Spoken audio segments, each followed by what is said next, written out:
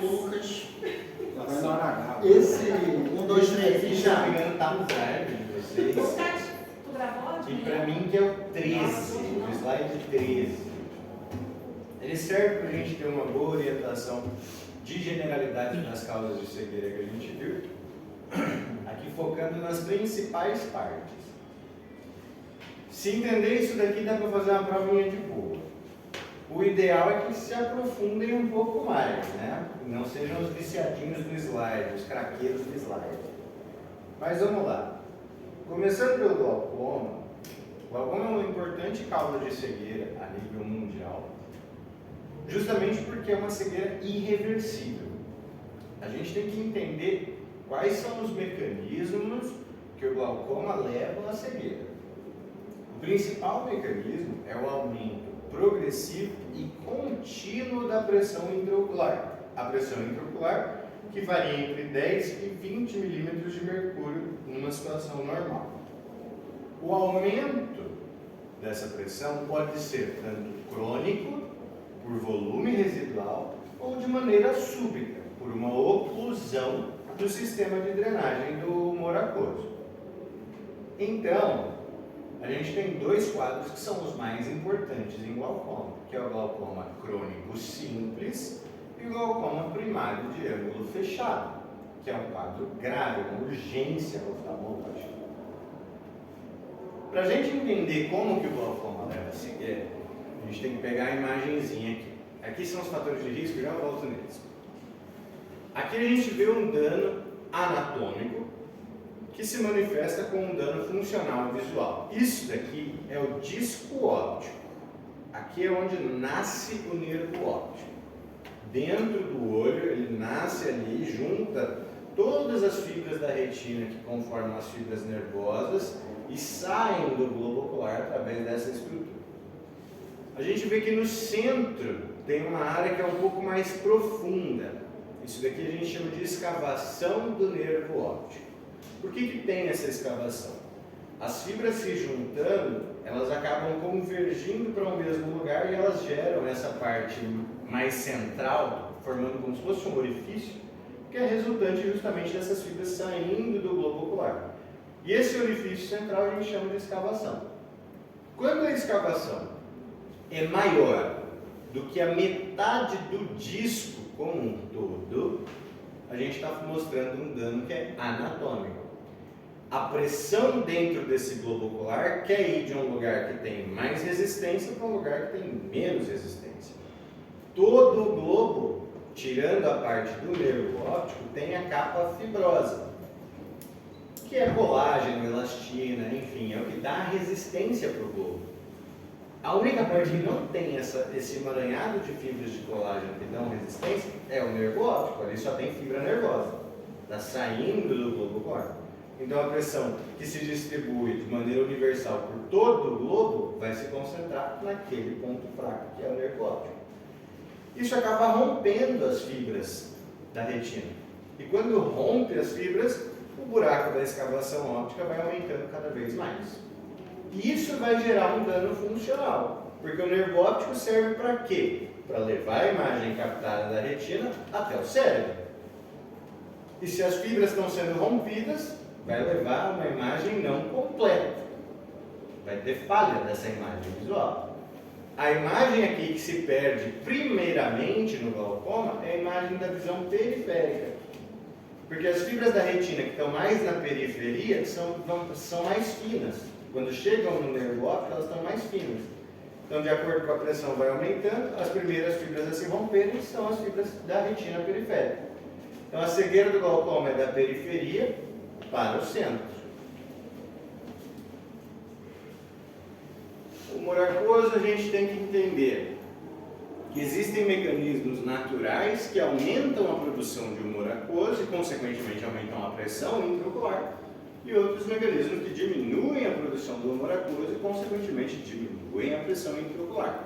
Os estímulos alfa-adrenérgicos diminuem a produção de humor aquoso, consequentemente, diminui a pressão.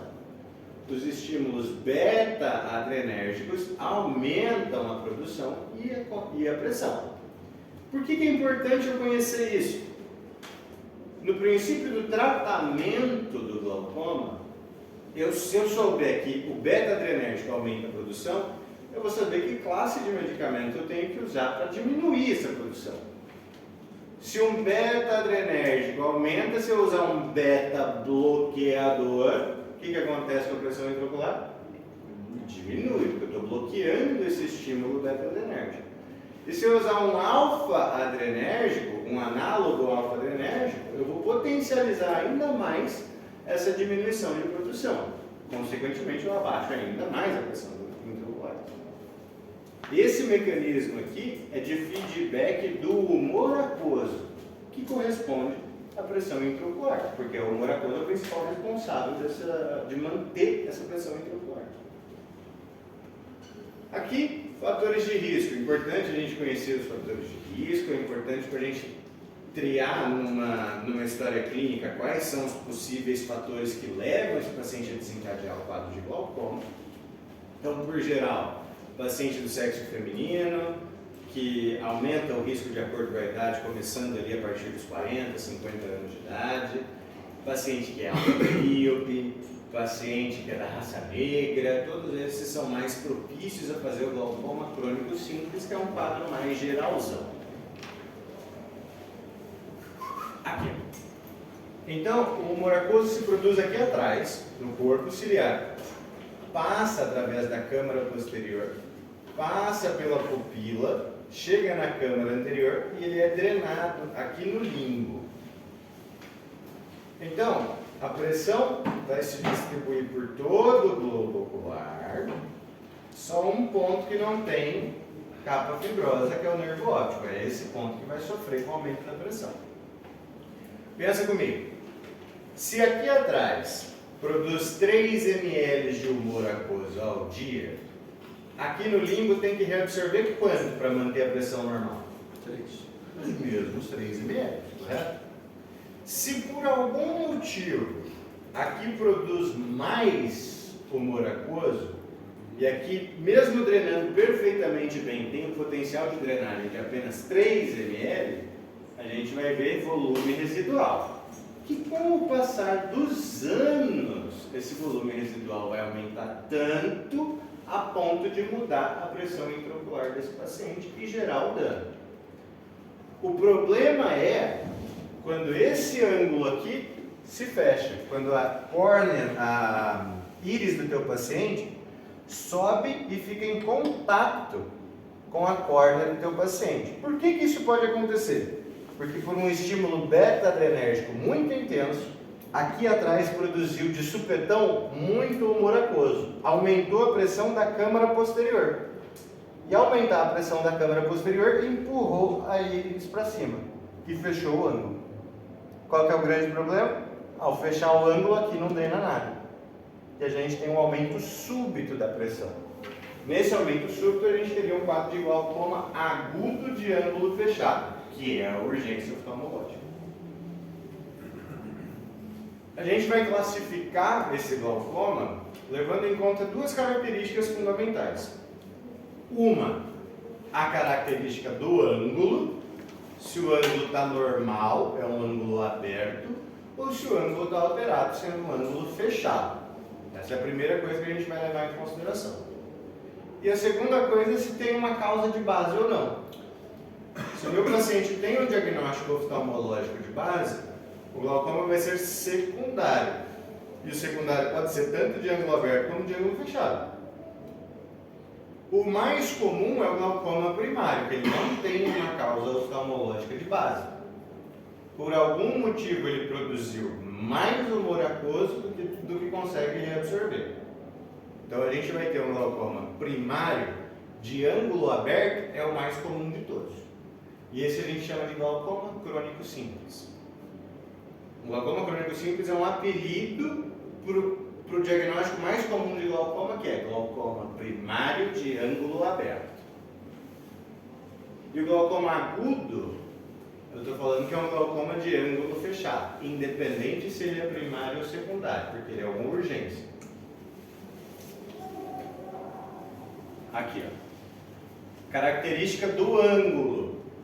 Se o ângulo estiver normal, o ângulo que se forma entre a íris do paciente e a córnea, a gente está falando que é um ângulo aberto. Produz o humor aquoso, passa o humor aquoso, tem uma taxa de reabsorção, mas não é completa, por isso tem volume residual. E isso, com o passar dos anos, gera o glaucoma. No glaucoma agudo, fechou o ângulo do paciente. Ao fechar, não tem mais nenhum espaço da drenagem, o humor aquoso fica inteiro retido aqui e a pressão vai lá em cima muito rápido, de maneira súbita, por isso é glaucoma agudo de ângulo fechado. Isso que vocês entenderam? Questão de prova. Questão de prova sim ou sim. Sim ou sim. O tipo de glaucoma mais comum da Terra é glaucoma crônico simples, primário de ângulo aberto. O glaucoma mais grave que existe, glaucoma agudo, que é qualquer tipo desde ângulo fechado. Foi? Duas alternativas. A gente consegue fazer o diagnóstico das duas entidades de maneira clínica. Não precisa ser um oftalmo, um gênio da oftalmologia para diagnosticar isso. O glaucoma crônico simples, como demora anos para ter um volume residual autossuficiente para produzir esse dano do nervo óptico, de um ponto de vista clínico, inicialmente ele é assintomático. O fato do paciente não ter sintomas não quer dizer que a pressão intraocular dele esteja normal. Então, por isso, na nossa abordagem, desde o ponto de vista médico geral, quando a gente tem uma consulta de oftalmo para fazer, a gente deve avaliar a acuidade visual, que é o meu potencial visual central, e a visão periférica do meu paciente. Porque às vezes ele nem se deu conta que a visão periférica começou a reduzir. Às vezes ele já tem glaucoma, mas ele nem percebeu. E se supõe que o médico que está avaliando tem a visão boa. Então a gente faz a campimetria por confrontação.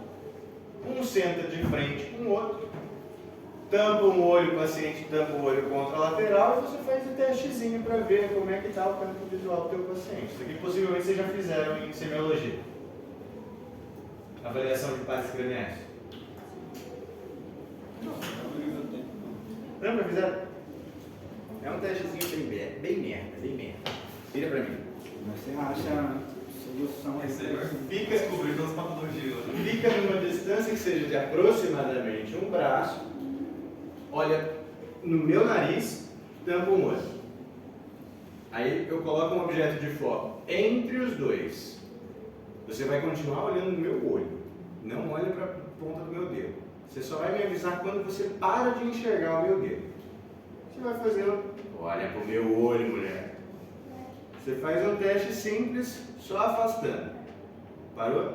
Fudeu, porque eu ainda estou enxergando, mas tá bom. Do outro lado, tá ok. Para cima, tá vendo aí? Agora para baixo. Tá ótimo. Esse é um testezinho bosta que a gente faz, que é o teste de campimetria por confrontação. Eu comparo o meu campo visual com o meu paciente. Um olho depois do outro. Se tiver uma redução abundante, aí eu teria que referir esse paciente pensando no diagnóstico provável de glaucoma. Aqui, como a gente está fazendo, muitas vezes eu, durante a minha exploração, eu aproximo mais o dedo dela do que de mim e, obviamente, o campo visual dela vai ser menor que o meu. Então, não é extremamente fidedigno, mas te dá um apontamento para saber como é que está o geral da visão do meu paciente. Então, no ponto inicial, o glaucoma do paciente é assintomático. Depois ele começa a perceber os escotomas periféricos. O que é um escotoma? O escotoma móvel são as músicas rolantes. O escotoma é um ponto cego. O escotoma periférico, só na periferia da visão do paciente, vai começar a diminuir. Redução da campimetria visual, perda da visão periférica, até a tunelização da visão. O paciente parece estar enxergando através de um tubo. Só tem a visão central, a visão periférica do paciente já foi pro saco. E na evolução, evolui a cegueira completa. Então, por ser um quadro que inicialmente é silente, é assintomático, fica por regra geral do nosso exame físico avaliar a campimetria do paciente. Ok? Aqui, para a gente entender mais ou menos uma retinografia, numa retina normal, a gente tem um ponto cego. Esse ponto cego aqui qual que é? O que é isso aqui no ponto cego? Vocês já repararam que vocês têm um ponto cego no campo visual de vocês? Isso já responde uma grande questão. O paciente que é cego, ele enxerga tudo preto e tudo branco? Não enxerga nada. Você normalmente tem um ponto cego. Você vê um ponto preto ou um ponto branco na televisão? Não, é outra coisa. Às vezes sim é outra coisa. Mas naturalmente a gente não vê. Por quê? Porque é cego. A gente simplesmente não tem essa informação visual. Na retina inteira a gente tem um ponto cego que é normal. Esse ponto cego corresponde ao nervo óptico. O nervo óptico não enxerga. É esse que os políticos usam. É. Ponto cego. A luz aqui, ó. A luz aqui não é percebida. Por quê? Porque só tem célula nervosa aqui, não tem fotorreceptor. E a gente só enxerga o que o fotorreceptor capta. Se aqui não tem fotorreceptor, a gente não enxerga. Então é um ponto cego natural. Todo mundo tem nervo óptico, a não ser que o paciente tenha um coloboma de nervo óptico, mas não é o caso. E a gente tem um ponto cego. Na evolução do glaucoma, esse ponto cego vai aumentando cada vez mais. E você repara que no glaucoma mais avançado, só a visão central do paciente ainda está preservada. Uma vez que ele aumentou, tem como fazer correção dele. Porque essa área se deve à fibra da retina que já rompeu. Não tem como reconstituir aquilo. Por isso o diagnóstico tem que ser precoce. Porque não tem tratamento para cegueira, a gente precisa estabilizar. Para não deixar o paciente evoluir até a cegueira. A visão normal, num glaucoma precoce já com perda de visão periférica, e aqui um glaucoma já bem avançado com a tunelização da visão.